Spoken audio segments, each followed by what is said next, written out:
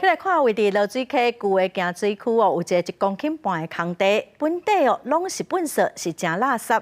云林县政府去年8月开始哦，开4000多万来整理，结合在地武术、生态甲环保的概念来设计一个空间哦。嘛受到今年国家设计奖、美国设计奖等3大奖的肯定，咱做伙来看卖。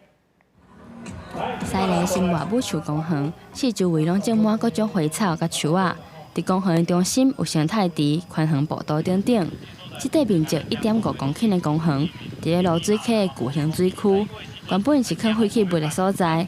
去年8月份，云林县府投入4000多万整顿，最近才完工启用。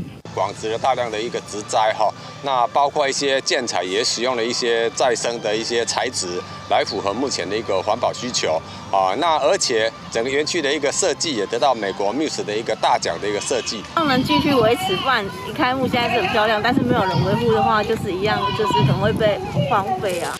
云林县环保局表示，生活武树公园结合西丽在地七坎武术文化，利用环保材质打造装置艺术，以生态永续的概念来起造环保公园。除了是休闲的所在，未来也会是传承武术上好的场所。7楼7杆武术师傅努力很久的一个梦想，那今天终于能够在这边实现。未来有关研习、教学、展演，我们都会利用这个场所。这10档拢无人教，因为台湾无这个物件呀，都有这个机会，有这个场所，利用这个信仰，安尼有已经开始咧教。环保局讲，生活武树公园以生态、文化和环保概念设计，摕到2023年的国家卓越设计奖、美国 Muse 设计奖和 Titan 第3奖。要甲过去垃圾的所在转型做芦水溪边仔观光景点，吸引更较侪人来遮佚佗。